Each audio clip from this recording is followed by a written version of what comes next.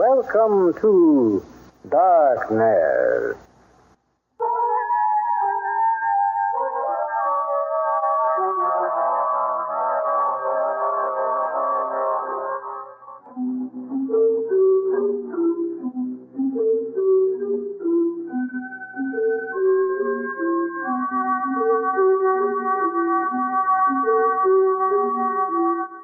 Good evening. I'm your host, Claude, your guide through these uncharted waters of the terrifying, the unexplained, the mystifying. What could be more mystifying than the classic incarnation of evil? Call him Mephistopheles, Beelzebub, Satan, or Devil. By whatever name, he is the human form of the ultimate temptation. It is proverbial to cast evil in the guise of a mysterious stranger with horns and a pointed tail. But if the devil were to take human form today, what might he be? A politician? A salesman? Or perhaps something more subtle, even diabolical? Tonight we explore the possibility of doing real magic. And what would happen if a modern-day Faust were given too much power? I'll be back in a moment with the first act of For My Next Trick.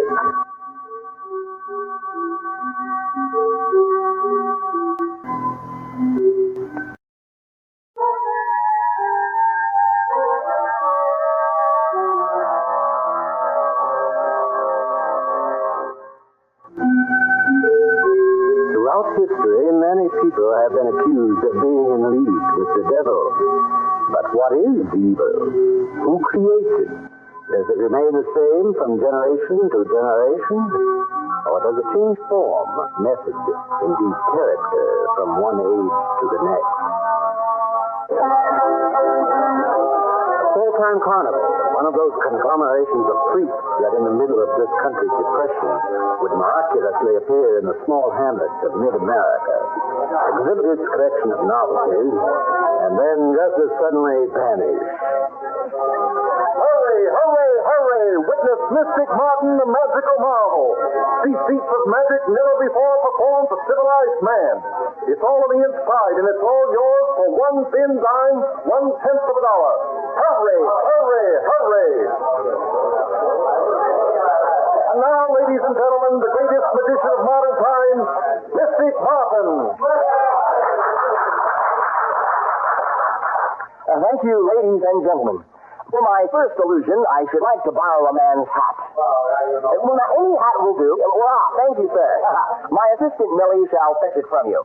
Now, ladies and gentlemen, every magician is supposed to produce a rabbit from a hat. But I intend to produce a rabbit, not from my own hat, but from this hat so kindly donated by the gentleman in the third row. Now, with a few magic words and a wave over the hat, I shall produce a live rabbit. Alakazam, alakazam, and here we have, somewhere we have, well, ladies and gentlemen, if you'll just have a little bit of patience here, I'll be able to. There's the rabbit. Ladies and gentlemen, if you give me another chance, Ladies and gentlemen, if you'll just give Mystic Martin a few more moments, I'm sure he'll be able to. Forget it. What's the matter, Michael? What's the matter? Millie, didn't you see? Well, yes, but... Well, then what are you asking for? That's the third time in 2 days Chester has stuck his tail out of my coat. But the sailing a woman in hat trick went all right at the last show, didn't it? Sure. But that's only the second time we've gotten it right this week. Somehow something goes wrong at every show. Michael, it'll get better with practice. Millie, we don't have time to practice. The carnival owner said that unless we get the act together by the weekend, we're fired. But what will we do then? I don't know. Magic is the only thing I know, and jobs aren't easy to come by these days. Hey, Martin, you've got a visitor. A visitor? Yeah, some fan, I guess. Don't ask me how. Even I don't like your show, and I'm paid to like it. Want to see him? Why not? Right now, I guess I need all the fans I can get. Okay. Hey, mister, the great Martin will see you. Gee, Millie, do you think somebody liked the show? Michael, I don't know. Hello, Michael. Come Carl Owen. Millie, it's Carl Owen. Remember? He built the Saw Woman in Half cabinet for us. Of course. How are you, Carl? Fine, Millie. Well, what are you doing in these parts, Carl? I thought you stayed pretty much in Los Angeles. I do ordinarily, but Blackstone is opening a new show in Chicago, and I delivered some props to the theater. When I heard you were playing the area, I thought I'd drop in and see what you were doing. Pretty much the same old stuff. Yes, I see. Oh, did you see the last show, Carl? Yes. Well, you should have seen the one last night. We finished that one. What I mean, Michael, I'm afraid I know what you mean. No? Yes. Carl, it's really not as bad as... Don't worry, Millie. I'm not here to recall my illusion. But I would like to have a talk with Michael. All right. I'll set up the next show. Nice to see you, Carl. Nice seeing you, Millie. Well, Michael? You don't need to say it. I know. Michael, when I built the Sawing a Lady illusion for you, I thought you might have some talent.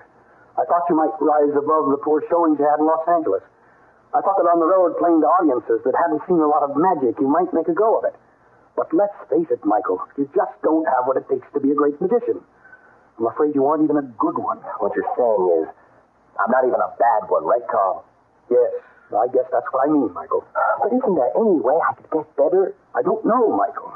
After what I saw today, well, my best advice to you is to try to find some ordinary job and give up the idea of being a magician. Give it up? That's it. Because the only way you could be a good magician is if you could do real magic.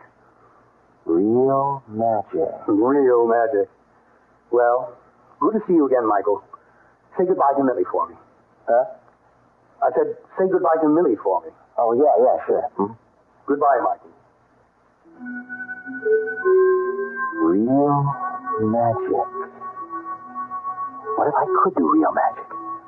No phony boxes, no screens, just real magic. Just wave my hand and it happens. Blink an eye and it happens. Don't do anything and it happens. Michael? Huh? Has Carl gone? Carl? Oh, yeah, he's gone, huh? Well, what did he say? He said I should do real magic. Real magic? Oh, well, think of it, Nellie. I could do it anywhere, anytime. Just point a finger and make anything disappear. Point it again and it reappears. Michael, calm down. Nobody would know how I did it. Not even other magicians. Or I'd be the biggest thing in show business. Michael, please. I'd have the whole world at my feet. Michael! That's it. Real magic. I'd sell my soul to do real magic. Mr. Martin? What? You are Mystic Martin. Well, yes, of course. I thought so. A pleasure to meet you. Well, how do you do? This is my assistant. Yes, Millicent Hendricks. I know that also. A pleasure. How did you know? Your name. In my business, it's good to know a lot of things about a lot of people, Miss Hendricks. Your business? Yes, Mr. Martin. I'm what you call a talent scout. I search out promising people of all types and recruit them. Michael, I think I'll go reset the props so you and Mr. DeVille. Yes, Mr. DeVille can talk alone. A charming girl, Mr. Martin. Yes. Now, what was it you were saying about me? That's what I like. Someone who gets right to the point. And so shall I. I overheard you say something about doing real magic. Overheard? From where? An advantageous position. Real magic, Mr. Martin. That's what you said, wasn't it? Well, yes, but that was just wishful excitement. Perhaps. But what if it could be true? Imagine, just for a moment, that it were really possible. But it isn't. But what if it was? Imagine the power to do anything you wanted, anywhere, anytime. That's what you were thinking about, wasn't it? That's what you'd sell your soul for, isn't it? Well, yes. But just a minute. All that's impossible. What are you getting at? I want to make you the greatest magician of all time. I want to give you the ability to perform real magic. I want to see your name up in lights on every marquee from east to west. But why? As I said, I recruit talented people for special assignments. I am recruiting you, Mr. Martin. All I need is your signature on this contract. Say, where did that come from? I know a few tricks myself, Mr. Martin. Wait a minute. You want to do all of this for me. But what's in it for you? Well, now, that's fairly well known, isn't it? What did you say your name was? You finally guessed. DeVille. Well, DeVille is what I call myself in this century. In past years, I've been called some harsher-sounding names. Perhaps at the turn of the next century, I'll have changed again to keep modern. And that contract? The usual. Your name goes on the bottom line. I make you the world's greatest magician with the power to do real magic. When the time comes, I claim your soul and your mind. Simple. Now, hold on. Not so simple. Now, I'm not sure I want to trade in my soul just yet. Well, of course, not right away. Yeah, well, maybe not ever. Come now, Mr. Martin. A moment ago, you were ready to relinquish everything just to do real magic. I'm offering you even more. Not just the power, but all the things that go with it. Fame, money, excitement. And you don't give up anything now. I just put it on account, so to speak. Am I crazy? Here I am talking to whatever it is you are, and actually believing that you're him. That you really can do all of that. But you're not real. I'm just daydreaming. I must be. Well, then, what have you got to lose? What? If I'm no more than a flight of romantic fantasy, then what can you lose by putting your signature on this contract? If I'm a mirage, then I'll fade away and you'll remain just what you were a few moments ago. Just what I was. But what if I'm not a daydream? What if I really can do what I say? Is a simple little soul so much to pay for what I offer, for what you really want to be? Hey, Martin, boss gave me a message for you. Says I should wait till you're alone to deliver it. So here it is. Alone? Sure. Don't see anybody else here, do you? Anyway, boss says don't bother moving on with us to Keokuk. Says he's going to get a better act for the rest of the tour. What?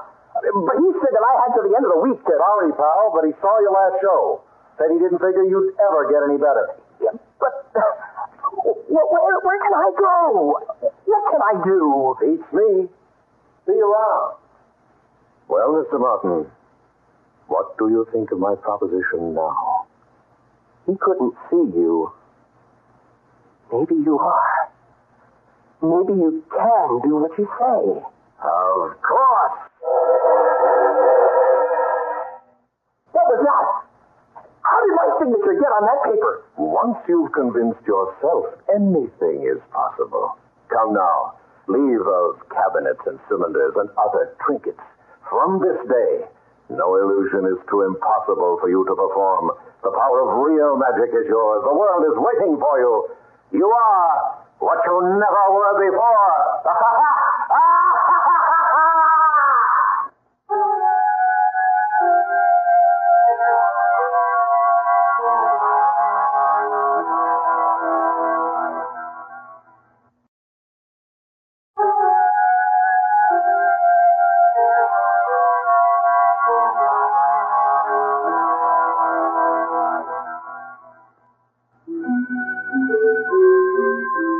What would you give for your most dreamed of fantasy? What is absolute power worth? And given that power, how far can it take you?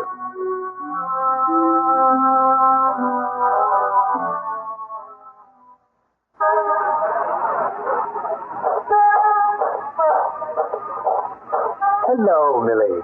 Hello, Carl. Thank you for coming. You sounded so worried on the phone, I had to. But why meet here in front of the theater? Why not in your dressing room?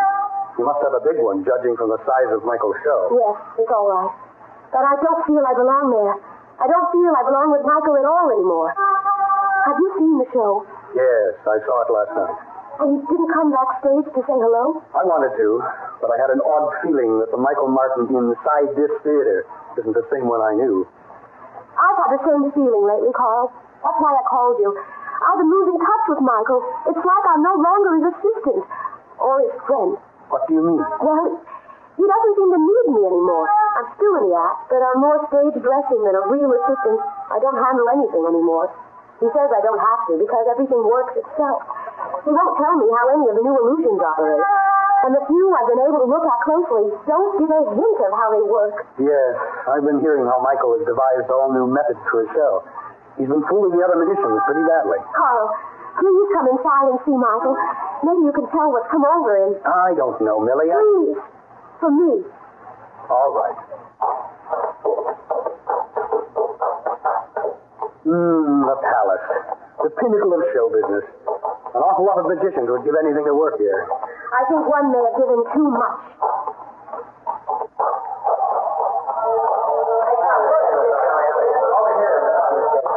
This way, Carl. Here's Michael's dressing room. Car on the door. Pretty good. here, Millie. I don't understand it. He almost never leaves the dressing room between shows. Well, apparently he did this time. I guess I wasted your time, Carl. It's never a waste of time to see an old friend. Oh, we didn't hear you come in, Michael. Well, in a way, I didn't. How are you, Carl? You haven't changed a bit.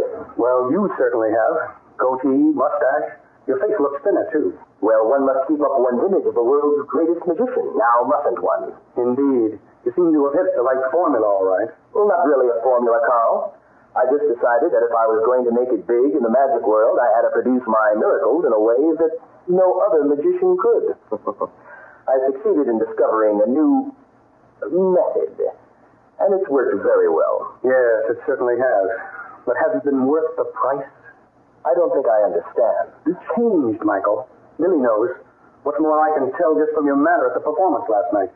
The Michael Martin I knew wasn't much of a magician, but he was a pleasant, friendly, humble person. Now you're a great show business phenomenon. But what has happened to the man behind the black cape? Is he the same person? So what makes you think I've changed? I'm not sure. But there's a different feeling about the new Michael Martin. Come now, Carl. Are you really interested in me? Or are you just jealous because I've been fooling a lot of people with illusions you didn't create? Michael! It's all right, Millie. That's another thing. I saw your show last night. You didn't like it? No, I didn't say that. It was very entertaining, very astounding. But it bothered me. Take the trick with the elephant, for instance. Ah, yes. One of my better illusions. I march the elephant on stage, pass a large hoop over her, and as the hoop descends, the elephant dematerializes into thin air. Michael, that trick is impossible. Impossible? Yes. I've been building magic illusions for 50 years. I've seen them all, know how they all work. There's no trick any magician can do that can fool me. So last night, you fooled me. Not with one trick, not with a couple of tricks. With every trick. So I fooled you. What are you so upset about? Because if anyone can perform a trick that fools me, then it isn't trickery. It isn't illusion. Oh? Well, what is it? It's magic. Real magic. It's real magic or it's evil. Carl, I'm afraid you've reached a time in your life when things are happening you cannot understand. And when you can't understand them, you assume they're, well, evil. I've simply developed a new way to do magic, Carl. A way that fools even you. But that's progress now, isn't it? Progress? I wonder. But I must go. It was nice seeing you again, Millie. Must you go? Yes. I can be of no use here. Carl, I regret if I've upset you. Upset me? No, not really. Concerns me, yes. Concerned? I'm concerned that even you may not know how deeply you've paid for your new power. Goodbye, Michael. Michael, is it evil? What? Carl said that if your illusions aren't trickery, then they're evil. Are they? Millie, Carl distrusts what he doesn't understand. An attitude from the Dark Ages, unfortunately. Michael, you haven't answered my question. Millie, what's evil to one person is merely expedient to someone else. Now, why don't you go to your dressing room and get ready for this evening's performance? All right. She doesn't understand. But then how could she? Well, better get ready myself. My, you're getting to look more like me than I do. Oh, DeVille. I didn't hear you come in. Well, in a way I didn't. But you are becoming almost the image of me, Mr. Martin. Well, I decided that if I'm in league with the devil, I might as well look like him. I suppose. But that phrase, in league, I've never thought. I'm sorry, Michael. I think I left Come in, my dear. Millie, you remember Mr. DeVille, don't you? Yes, I think so. Yes, it's been almost 3 years, hasn't it? I guess so.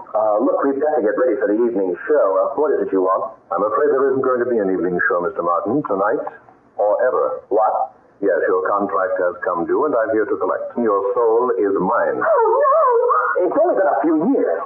Now, my career is just starting. I could go on for years. Yes, you could probably, but not now. In some future life, perhaps. If I choose. But I've got lots of new illusions that I haven't even tried yet.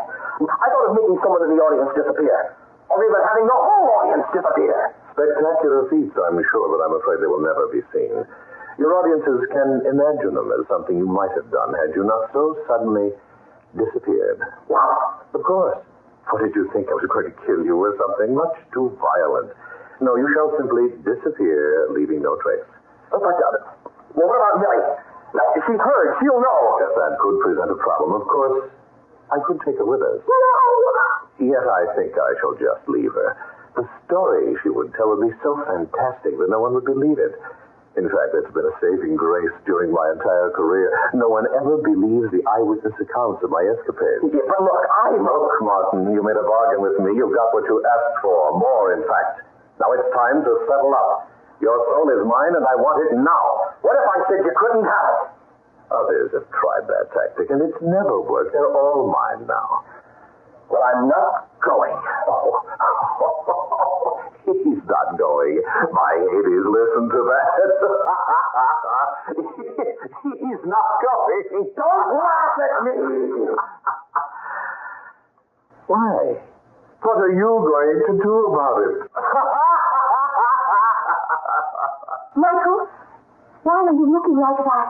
Real magic, Millie. I can do real magic. People have sold their souls to the devil before, but no one has ever asked for the power I have. What are you doing, Martin? The ultimate trick, DeVille. You gave me the power to do real magic. But do you know how much power that really is? I never knew. But now we're both going to find out. What are you doing? No! Stop! You can't do this! We'll see just what I can do, DeVille. I'll give you more time you can. Go on, stop! Stop! Stop!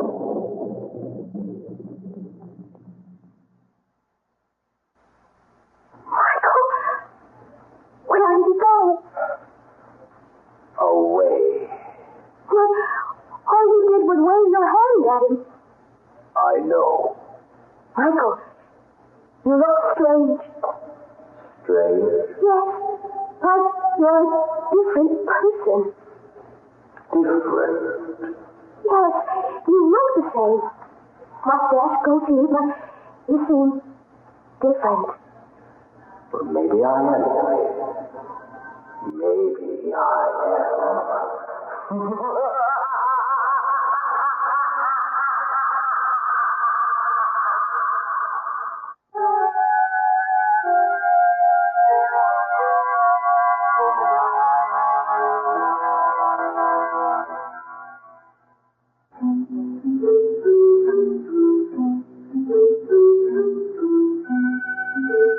As years come and go, temptation and evil seem to adapt to changing circumstances.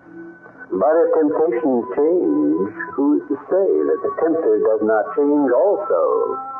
Who's to say that the highest office of hell does not have its contenders to the throne, and that the current occupier of that office is merely an incumbent, holding sway until the next election comes around? I'll be back in just a moment.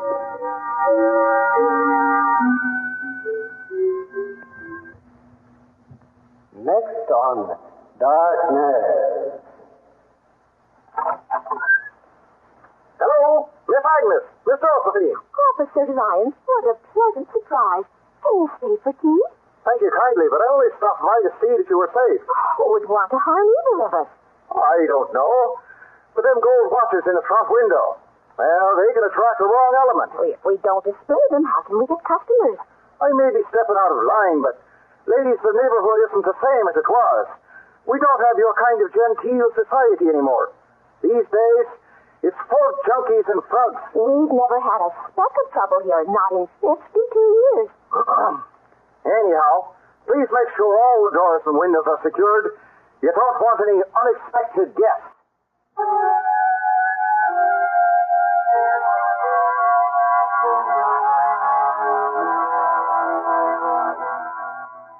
Next time, we meet two elderly sisters who run an antique shop in their home. Unfortunately, their once refined neighborhood has changed quite a bit. Poor dears. They're perfect targets for... but you'll find out. It's a chilling darkness drama by Ken Gerard called Cat Chill.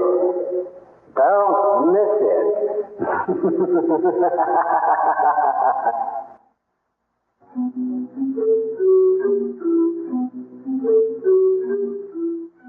next trick was written and directed by Roger Rittner.